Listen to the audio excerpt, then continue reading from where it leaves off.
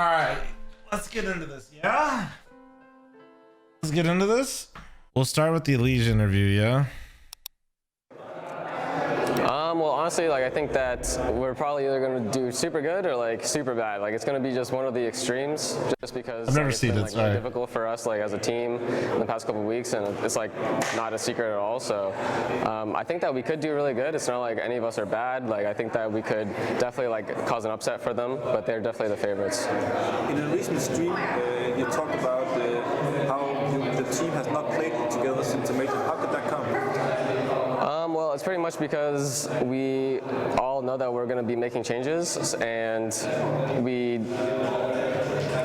it's just pretty much because like we knew that we're going to be making changes. It's not going to be like a roster that we're going to be sticking with, and the team doesn't really get along. And no, it's not just me against everyone. It is like internally, like just everyone doesn't really get along that well. So. What do you think has caused these internal problems? Well, I mean, it's a lot of things. Like it's like a build-up from like the year of having like a lot of travel. I think that's been like the biggest thing. A lot of uncertainty with like the schedule and like how we're gonna like fix things.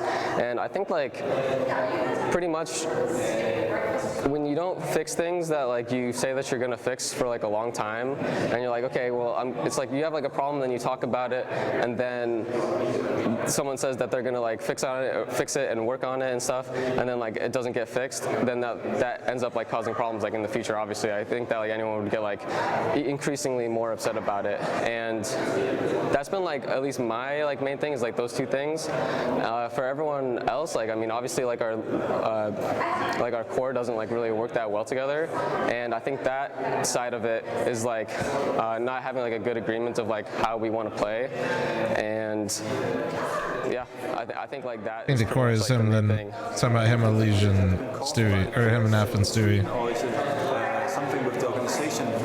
Oh no, there's nothing wrong with like Team Liquid as an org at all. This is like completely all like internal like player stuff. Yeah, okay. The former IGL Nitro has been grinded CS as well. Do you hope for a return for him? Well, I'm not going to talk about like roster stuff, but I do think that Nitro was a really good player, and I think that would be awesome if he came back. Do you have confidence that you can? The fucker was holding back the biggest smile I've ever seen in my entire life right there. Bro, that man was just like, you know, like maybe that'd be kind of sick. Lift and elevate Liquid at the top of CSGO again. I have a lot of confidence that we can. Yeah, I think that like it's looking like very good, like from like all sides of it next year. Like my biggest problems, like from like a mental, like how I feel this year, the biggest problem is like travel and like how uncertain that is, because it was like really affecting like my life, and I felt like pretty like sad just like for this year because of how much it was affecting me, and that like affects like how just like team mentality and atmosphere. Like I think that was like a big part of it.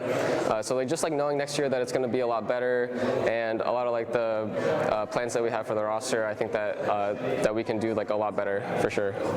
All right, so I just figured, you know, that sets the tone. I think I already, you know, I'll be honest, like I already kind of cheated and I looked at Stewie's interview a little bit. I think to sum up kind of Elysian, what's going on there is they really didn't have time to practice that much, right? So they have long-term problems that never get fixed, and they never really get to address as a team. They kind of get put on the back burner, and then as the season progresses, those things just continuously come up and keep essentially getting rehashed or, you know, stirring the pot within the team. And yeah, I mean, it's no secret, like North American teams right now, you know, as much as fans for whatever reason like to flame about it, is at a severe disadvantage, because at the end of the day, your practice, you don't have nearly the amount of teams. The majority of the teams are in Europe, and you have to travel for months at a time, like back and forth, because, you know, there used to be NA events, right? You know, but with COVID and stuff like that, that's just not a reality right now. There is no IEM New York. There's no IEM Chicago. There was like Blast Miami and Blast LA. You know, there was definitely, you know, DreamHacks. There was IEM Oakland's. There were definitely events in NA that really, of course, the calendar revolved around EU, and, you know, I'm never going to pretend like, you know, it's a perfect balance, but it definitely helps the North American players Also, it helps the NA scene as a whole, because when those teams travel, the Europeans travel to NA, then you're like developing other stuff, that kind of stuff. So I think they had problems. They weren't able to ever really address them, and they were burning out on travel. And it just seems like at the end of the day, it sounds like when Stewie says the core is also not working well together, the core isn't Fallen and Grim, right? The core is Stewie, Naf, and Elige. I mean, unless maybe he's just using that term and maybe I'm reading too much into it, but the core of Liquid, I don't think anybody would disagree, is Elige, Naf, and Stewie. So it seems like team was having overall issues. They weren't able to improve. They kept having the same issues, pile on travel, and then the core just isn't on the same page at all. Different ways of playing the game. We spoke to Liquid Rifler ahead of team's Blast Premier Fall Final appearance. Liquid entered the Blast Premier Fall Final on their last legs. Basically, this is just saying, you know, shit's going. Everybody knows that this team is going to be shaken up in some way, right? Everybody knows it. They haven't had any success, really. They've been like teetering top 10, top 15 ahead of Liquid's opening match against Vitality. Stewie 2K broke down some of the issues the team has faced and tried to overcome in the past year, providing some insight into the trading of in-game leadership duties with Fallen. Dude, Jake's only 23. Bro, isn't that crazy? Dude, sorry. Boomer moment. 23-year-old gave his thoughts on playing with Michael Grimm and spoke about Liquid's dismal showing at the major, pointing towards issues that compounded throughout the year. All right, I wanted to start with the team's outlook coming into this event. I know Elise said on stream that you haven't been practicing, and the roster is obviously on its way out with you and Fallen reportedly looking for other opportunities. So what are Liquid looking at doing coming into this year given the circumstances? And then let's see. Pretty sure it's self-explanatory in itself, especially with the lead set on stream. We haven't been practicing, so coming into this tournament, probably we have no expectations. That's what Elish said. It's no secret that this team is going to make changes anymore, whatever it's out there, true or not. Well, yeah, Stu. Stu, yeah, I mean, we're making changes. Whether it's true, bro, you just, whatever, anyway. We know that we're a dead team walking. We can be very deadly to other teams. That's true. When you don't have anything to lose, chat, and like, you know the team's on the way out, I mean, they might fall flat, but it can also be when teams are their most dangerous because one, like, no pressure. Two, things can be very unpredictable because people just kind of start playing individually and not so much team oriented. And he says we can do well and achieve what we wanted this year or couldn't, or it's just going to go out the same way that we had already been going. So expectations are almost 0 to none. I wanted to touch on the IGL trade between you and Fallen. It happened 3 or 4 times since he joined. Yeah, that shit was a cesspool. What was the whole process for you and what caused that to juggle to keep happening? When Fallen came in, he came in a little late behind on the meta, and for us, Liquid had an identity, a foundation. When you see Liquid play, they have a certain style. Yeah, default. And it's what represents Liquid throughout all these years, even before I joined. True. The thing that stood out to me was the best way they always play together, and their trade percentages are always one of the best up there. When Fallen joined, I think that we wanted to implement his system completely. And for me, I felt like that was not the best idea because Liquid has always had the identity where they would always play trades, and that's their strong suit. So we always tried to implement some things. We tried to work together and put Liquid and what Fallen works well together, mesh it all into one. See, this is just like immediately bad, right? Like you're trying to do too much. You have to commit one way or the other. Trying to implement both like seems like it would be, oh, just take the best of both worlds. But especially when an identity is like already established, it just leads to like one player being uncomfortable, especially if the IGL, if it was just like a player that had an issue, that'd be like easy. But the person that is IGLing, having them that doesn't call this way, then try to call this way.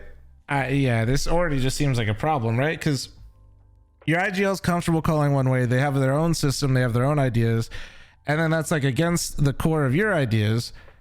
But instead of just making one side essentially like just shut up and like buy into the other, they just meet in the middle and they compromise on both sides. And it just comes out with like a worse product. This is just like a huge red flag. And it's easy to say that in hindsight, right? Maybe there's a world where Fallen's IGL style, they do find the perfect balance, right? Like they find like ways, but I think to me, if the majority of the players already play a certain way, you don't bring in the IGL and then try to like make that IGL happy. To me, you would let like Stewie IGL and then let Fallen essentially like pick and choose his spots where he feels things that he thinks work well, or his kind of moments for what he sees could be like working well into a round play out. The problem, there's another problem. There's another layer to that, which is Stewie's like super emotional, and when he calls, I think like it only amplifies those feelings. So yeah, fuck, reading this just is just like, well, this is just like literally I'm just like, all right, well, GG, go next. Like I don't even want to keep reading. Like I'm just like, all right, like that's that. All right, back on to the next thing, you know? Like it's essentially 3 players that are the core versus 1. It's hard, man. I don't know. I had a lot of disagreements with him, and Elijah did as well. Before Fallen joined, we really needed people to step up to the plate, be a leader, act as leaders. Some just can't. The personalities, you can't really change it, and you can't expect changes so quick. So that's something we struggled on and why we needed a player like Fallen. Once we added him in, Fallen's always thought that I had a good mind and that I surprised him a little bit in the IGL role. So maybe I should go back to calling so that he can have his freedom where he can just op and focus on the game. Maybe he could take a little bit away from what I'm calling, what I can see, what he can't see. That's why we made the swap back and forth. Then eventually I was struggling a little bit and people liked the way that Fallen was calling again. So we decided that maybe Fallen can just shoot his shot again. And this time we're really going to let him implement his style. For me, I think that letting him do all of it created a lot of extra problems that a lot of us didn't agree with on the inside of the game. We tried to work it out, but with the amount of personalities we have and so many clashes, it's hard to come down to an agreement and settle on something.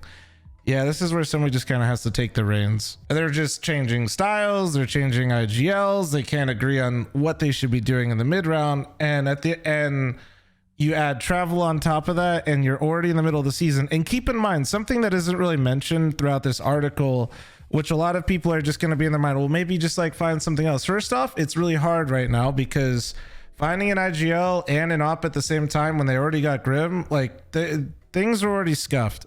Now you throw into the point where if they were to have made roster changes, it would have significantly impacted their chances of making the major. They don't know the way they want to go. They don't know the IGL they want to use, but they also can't like get out of this because like you just can't leave this scenario because you're just stuck in it. You're just stuck. What sort of extra problems did it create? If you're able to go into specifics, the best way I can explain is if I'm the IGL initially, there's going to be a set of problems that people won't agree with that I'm calling, and those things that we can work on. But once you let Fallen completely take over, and it's a style that most of us aren't used to, and that most of them can't see what Fallen wants to think, that creates a new set of problems. It comes down to if people agree that we should continue playing the same way, if we were happy playing the same way, and it's very clear that people weren't happy playing that way. Yeah, I mean, the worst thing is, and this goes for Stewie and Fallen, the worst thing is when you're calling and there's people within the environment that are placing like seeds of doubt or clashing in the middle of a game. You can't do it. You will never win. And that sounds like also another problem is like, this doesn't even just sound like a Fallen Elise. This sounds like a team culture problem. If you can't like bite your tongue when it matters most and like just buy into the system for one match, one of them will flip flop and then somebody on the team just isn't happy with how it's being called, whoever it might be. You just can't do that. You'll never win. And that, I think that also goes into why Liquid always struggles to close out games, right? Like Liquid gets to the finish line and like, I'm sure somebody's like, all right, let's do this. And then somebody's like, maybe not, maybe more like this. Even if it's like a facade and it's not real, you got to buy into whatever the plan is going into that one singular match. You have to buy into it fully and as much as you can until the end of the match. If you ever are saying anything mid-match or like making a call is one thing, but overcalling or saying like, nah, I don't know if we should do that. If that ever like comes out of you in the match, I feel like it's just really bad for the team environment. We have so many stars that we're struggling to find the right pieces for everybody and for everybody to be happy. They have a bunch of riflers that are extremely good and they don't have a star opper. Fallen is like not a bad opper, but his strength is being able to op an IGL and then have really strong riflers around him. So if you don't trust his IGLing ability, you have you don't have a liability at the op, but you don't have like a playmaker in the op necessarily, and you don't have a system that people buy into. It's like a double negative. Because Grim was like a star rifler on Triumph, right? And he's not, I know we see him as like a Deddy anchor player, but that isn't like really, that's not really where he plays normally. You know what I mean? Like he thrives as a turret, don't get me wrong, but I think he thrives at a turret because they didn't, on Liquid, they didn't trust him to play other roles. And honestly, he doesn't have room to with a Liege Naf in the core, even though Naf's like a hybrid. You're gonna be an anchor. All right, let's see. You touched on a little bit. They're mentioning some personality conflicts. It's something that has been spoken about on social media and platforms, whether all has merit behind it. Without going into specifics, if you can't, what exactly does that involve on the team for you personally? Has it been blown out of proportion, or is it something that that's genuinely having massive impact on the team? The answer is everybody always blows it out of proportion. Like people have conflict, but people make it the like Reddit and internet in general. Any sort of conflict turns into reality TV show in their mind. Like, no, you can tell somebody to eat shit and shut up and then be friends with them later. That's like kind of part of being in a competitive environment. But anyway, it's a little blown out of proportion. I think feelings come and go. Feelings are something that you can't really change in the moment, but eventually it's going to settle down and you're going to see past it. You're going to see with a more outside perspective of the situation that you're in. But with our team, the best I can say is before I go or get into it, I don't want to be telling the fans or whoever is going to read this that I'm comparing our team to the Lakers, LeBron James, or Westbrook, but it's very similar in terms of how you see the Lakers starting the season and their success. You see so many stars on this team that they should be the ones winning the conference, the ones that shine the most. They should have the most success, but you put so many stars on one team and they can't come to a settlement.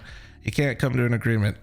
I'm sure that if you see a player like LeBron or a player like Westbrook, who are both very accomplished players, they come into a team. I'm sure they have strong personalities, as well as I'm sure Westbrook is not going to go and get in LeBron's way. I'm sure they're going to have some arguments here and there and how they should play the game. And it comes down to if it's going to settle and if they can come to an agreement.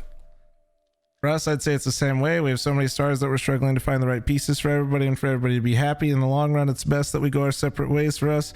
So yeah, that just tells me Stu's for sure out. I think it's just better for that in the future. It's a learning experience and it shows that what you need in a team. It gives you a clear picture for your future. I mean, yeah, that just tells me that Stu's like, all right, like this is like no hard feelings, but I just realized that we can't really do this. You know what I mean?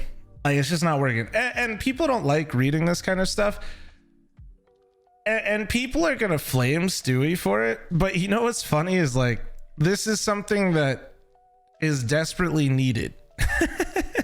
Like nobody likes being the guy that says like this just isn't working, but sometimes it's better to just like go your separate ways because it's a much healthier parting than pretending like it's working just so like everybody can say they're kind of happy when they're really not. It's so much healthier to do this, I would say. Well, maybe not the interview part, but you know what I mean. Like in general, it seems like they've already they're going their separate ways, and I think that's good. Like if this is how the team feels within the team environment, people are gonna be like, oh, they should try harder. It's like, dude, no, like stop dragging out something, right, that just clearly isn't working, so that way you as a fan can be happy to see them all together, or like have your Disney ending. Sometimes it's not a Disney ending, and letting these players essentially reevaluate and regroup and come back fresh with a different look is exactly what these guys need. At least it was an interview and not a fucking twit longer. No, and like I said, people are gonna hate on Stewie because they always do, because Stu, for better or for worse, Stu is not afraid to tell people like how it is, right? And he's not naming, like he's not trying to throw shade like directly, or like he's just telling people he's like venting, right? But he's also being very real about what's going on within the team and that it's not working. Because if they don't put this kind of stuff out there, right, and they make roster changes, everybody just does the whole, oh, man, I think if they just stuck together for a few more months, right? And honestly, I would be in that boat. Like if I didn't see stuff like this, if I didn't see the players actively talking about it, I have so much faith in the players individually that like I would think that they can maybe pull it out, right? But now that I see this, I'm just like, all right, like fuck it, like GG go next. You know what I mean? Read on, he throws shade. Well, he's priming him, right? And I already read some of the stuff. And I can already tell you that while it's shade, like it comes from a place where Stewie, you guys forget that Stewie was in the exact position that Grim was, almost, right? No, actually, like, unless I'm misremembering, Cloud9 really didn't know who they wanted to grab as a fifth and just shot their shot with Stu, right? And it worked out. So before even getting into it, like, I'm sure from personal experience, Stu's gonna have a lot to say about Grim and his performance on the team, and it'll probably give some insight too. All right, touching that a little bit more, Grim was obviously a star player in Triumph before you picked him up. He was one of the most promising upcoming players at the time, both with his role back then and now. How has he meshed with Liquid specifically, and what are your impressions of him as a player now that you've had the chance to play with him for a while? The thing about Mike is that he's a great kid. I think his work ethic can be a lot better. All right, okay, so he already just saying I think he could be doing more. He could work a lot harder for where a player or where he is as a player and where he stands right now. With the amount of inexperience, the amount of times you have to really hold his hand and guide him into the right areas, he's really not learning on his own. Initially, Mike was not in the roster talks before we picked him up. We weren't able to get the roster that we wanted, and we were stuck with missing a fifth player, so we really needed one for a stand-in. For us, Mike was the trial phase, and for me, it felt like I was kind of forced under a roster. So immediately, players aren't going to have confidence in him because he was never meant to be the solution, which is unfair for Grim. But it also, if you're Grim, he needs to recognize those moments and realize, right? Like it's like two ways. Like the players should try to ease up on him, because it's not like if that's like made aware to him, if he knew he wasn't the first guy, right? Like, and he knew that, you got to be working twice as hard. Like, you just have to be. Even if you fall fucking flat on your face, you got to be showing the other guys like how hard and how much you want it, because it's going to be that much harder to prove to them that you're worthy, because you weren't you weren't supposed to be the permanent fifth. Whether or not that's healthy or not, or good or bad, me just like, if I were in Mike's shoes, or I could have told him something, right? Like, knowing this is what I would have told him to do. You need to absolutely just show these guys that you want it. And like I said, he might have still fallen like flat on his face, but I think that would have been much better if somebody was like, hey, you weren't really our first choice, and they still feel like you're not working hard enough. Like, fuck, dude, that's tough. That doesn't mean that Stewie's right. Maybe he's just being extra hard, and maybe in Stewie's mind he's placing a lot of the blame on Grim. But based on the answers earlier, it very much sounds like he's getting primed to specifically talk about Grim, right? It's very clear that Stu thinks the much bigger problem with the team is the team philosophy, right? At least in my mind, that's how I'm reading this right off the bat. We'll probably get further into it, but for now, it seems more like Stu's like, bro, we're just clashing. I mean, even before getting to the Grim part, he is already saying that we should go our separate ways. Like, it's like, oh, Grim? He's like, okay, well, like, here, sure, I'll talk about Grim too. I think Mike just came at the wrong time. Yeah, you weren't the right choice at the wrong place, and it wasn't the best experience for him, but I'm sure he definitely learned a lot from us in just being able to play internationally. So like right there, he's like being harsh, right? He's being on his ass, but at the same time, like, Stu is recognizing the fact that fucking Liquid is a cesspool. Like, it didn't, on paper, this was basically kind of like very similar to the recipe that had Liquid be very successful in their Grand Slam run, right? Yeah, the IGL op and the Rock, and yeah, Grim, who is a bit more like willing to play like other roles, but he's much less independent as a player. You know, you can see, like, at least outside looking in, like I did, I was like, damn, this might work. Like, I was very confident that this roster would be good. Mike in general, like any up and coming player, I've talked about it on stream before, where all these up and coming players, all they really have is aim. And initially when Mike was put into our roster and we needed to use him, I was not okay with it because I did not want to waste my time hoping that this player can pick it up fast, learn, and become the experienced player that we really need.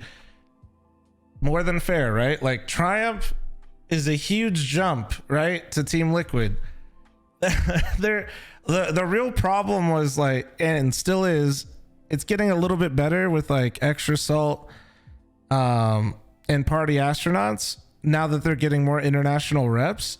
But especially this time, guys, it was like EG, Liquid, and just a huge just drop off to teams that weren't even playing internationally on any sort of micro level. There's no way he could have been ready for it. No player in that scenario would be ready for it. There just isn't. It's like, oh, I went from like a top 50 team to a team that has expectations of winning. Like, Liquid is not meant to just like place well at events. They want to win every event that they're in. And obviously you say that with every team, but as fans and with some of those core players, you expect them to be in quarterfinals, semifinals, finals, every single tournament. Grim was playing Premier against Mythic Flom. Think about that. It's just it, dude. The gap is fucking huge, bro. Like, it's fucking massive. And I think it's really hard to comprehend that, right? Like, it's huge. There's just no way any player would be ready to go in that scenario without any sort of experience beforehand. And there weren't many. And Stu does throw him a lifeline a little bit and saying like, bro, you know, you just were in the wrong place at the wrong time. You got a lot of experience, but it's just, you also weren't the right choice for us. And like, that might be hard to hear, but it's not like he's saying he's the worst fucking player ever and he should never get a shot again. So for us, we kind of struggled. It brought another set of problems that shied us away from focusing on the core problems. So once again, Stewie's saying that Grim really isn't the problem.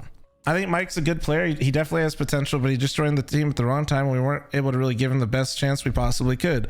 At the same time, implementing on the team, there's a lot of role clashes too. Mike is a superstar player for the past teams, and we also have a liege. I'm very aggressive as well, so we really need a passive player. When I was calling, I couldn't be on the other side of the map trying to call something, so we needed Mike to learn from that. For me, he was a very slow learner. It kind of hurts us a bit in the long run, but we work with what we can. As you mentioned, there's a lot of players who focus more on star roles being the next big thing. What are your thoughts on the way talent is developed in North America and where we should be going? Because right now we're in a pretty shit spot, to say the least. And this is Note doing the interview. It's a tough spot with North American talent. I feel like the gap just drops immensely when it comes to tier 1 to the next tier. It's really hard to say the next up and coming talent. Like I said, the way I look at them is if they have the potential to pick it up quick, if they're open-minded, if their work ethic is hard. I've always liked a player who's had a very strong mentality, like a killer mentality, and they come in and they're like a sponge. They want to absorb everything. They have questions to ask. They want to get better. But the majority of players, a lot of times, it's about their duels, their aim. And for me, at a certain level, your aim can only go so far. Your IQ needs to be up there as well. That's the main thing about up and coming players. Most of the time, the players have the ability to learn, but their mechanics aren't the best, or the mechanics are insane, but they don't really have the ability to learn fast. It's really hard right now in the NA scene. I think that's why we're going to go back to this phase where even before I joined, we're recycling players. We're not looking too deep into the next up and coming talent, because like I said, there's really no talent that you see, oh, this guy's going to learn super fast, where you're going to take the time, try to raise players so that we can succeed. And oh my God, I'm losing my voice. Sorry. I don't think a lot of teams and a lot of players want to waste the time to see if there's a possibility for a player to help us succeed. That might sound fucked up to some people, but as I just kind of mentioned a second ago, Liquid is not a team that is trying to come in and foster like new talent. They are built to win right now, or they're supposed to be, right? I mean, they're not, but like when you have players like this who are undoubtedly like mechanically as strong as they are, having a link that's not as strong or not being developed, it's really fucking hard.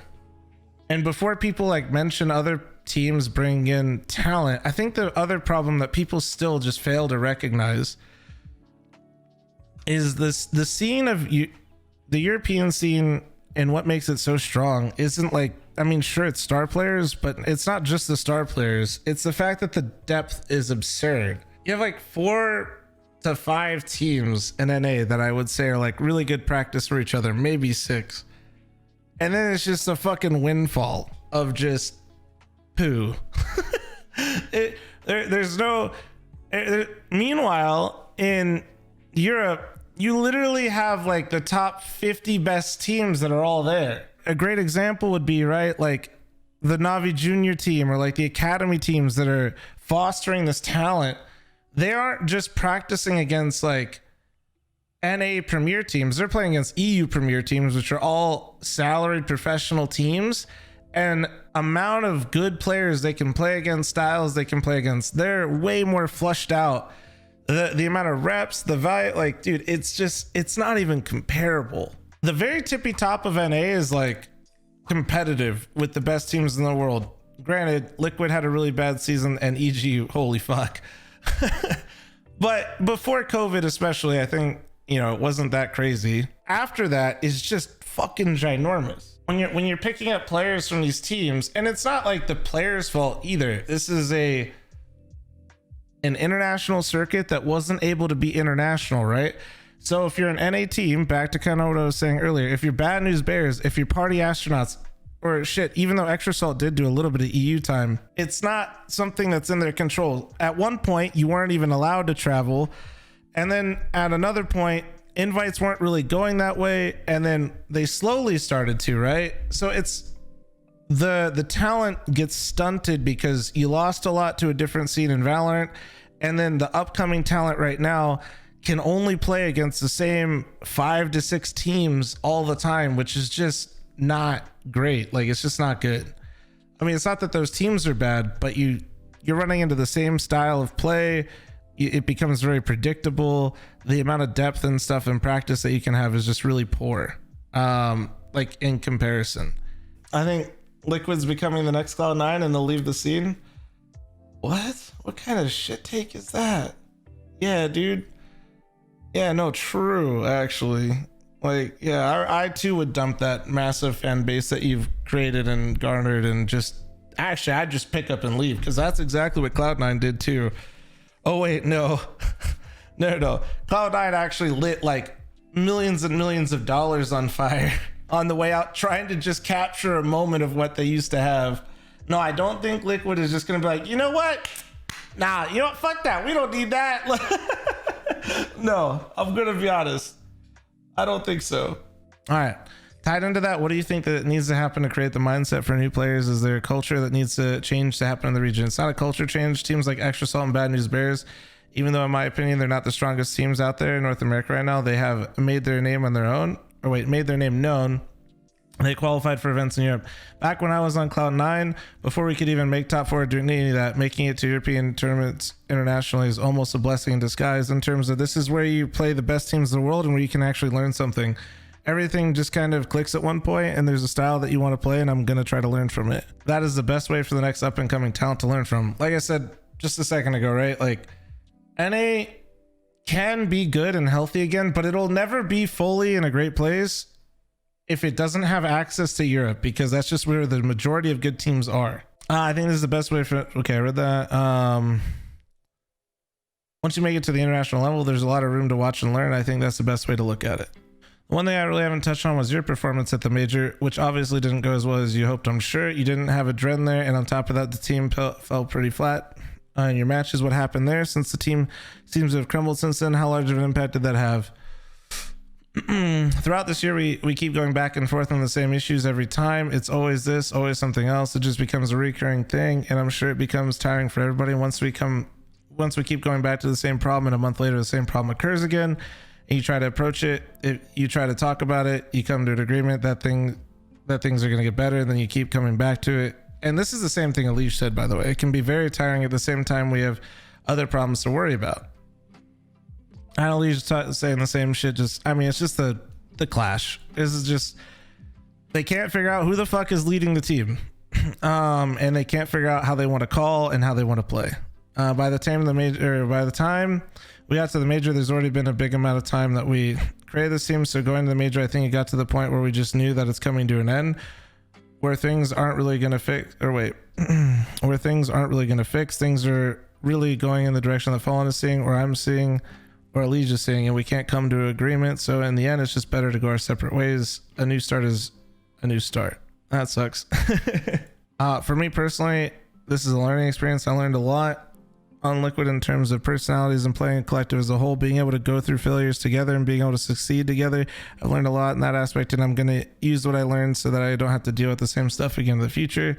I'm going to try to do my best to prevent what I've experienced. I don't want anyone else to experience. That one's probably the hardest. That one, that's the most shame. That had nothing to do with Grim. All right, so let me see some of these tweets here. Let me see them. Yeah, I think this is spot on. Like, he just wasn't, nobody would be ready.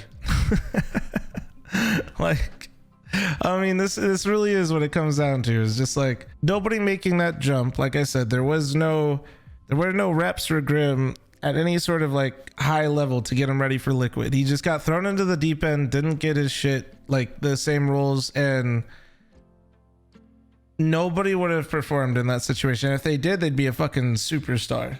Like, I mean, I know Stu comes across as harsh, but like I just hate that like everybody's like, dude, I just wish like players wouldn't give all the same cookie cutter answers. And then like when somebody tells it to you how it is, everybody's like, what? Dude, I can't believe he said that, bro. It's so toxic. He said that he didn't work that hard. Dude, what, bro? Are they gonna be able to play on the same team even though it's already dead? Like, Simple would have done it. Oh, bro. Old Simple dude used to type to people on his team when they were bro. Like, Simple is not that simple anymore, but bro, Simple used to go in, bro. I understand why it came off that way. Mike had to learn many roles he never played, hindering his performance. And on top of that, coming in on and off Liquid, I talk about up and coming talent, but that doesn't include Mike in this conversation. I mean, this is what I'm saying. Like, there's clearly respect. Stu clearly is going out of his way to let people know that like he doesn't think Grim is bad, right? Like this man is responding to people on Twitter replies. Like 100% blame on Grim in a nice way of saying, no, that's what, dude, this guy can't read. This guy literally said before all the Grim questions that they should all go their separate ways and that the team problems between him, Elysian, and Fallen were the problem.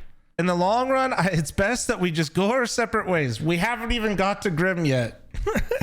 It's a learning experience and it gives you a clearer picture for your future. It's like, okay, so y'all are breaking up. Y'all never were on the same page. Nobody gets along and the leadership is all different. So tell me about Grim. It's just like, okay, here's what I think about Grim. So you're blaming it all on Grim is kind of what, dude, how did we get there? You know, it's like, all right. You know what's crazy is this is exactly why I tell you also why you get really dog shit storylines sometimes from people that are paid to talk about the game, like on a desk or cast. Like, honestly, not the most recent major. God bless that major. It was a breath of fucking fresh air. But this is why you get like op versus op discussions, right? Like on the desk, because talking about the inner team dynamics of Stewie, Elysian, Fallen versus just saying Stewie said Grim is bad is a much harder conversation to have. People don't want to have a nuanced discussion. They don't want to try to figure out like the ins and the outs. They would much rather just like latch on to the easiest thing possible and then just like go down that rabbit hole. I talked for like an hour. I did not expect myself to talk that long. Dude, I am losing my voice.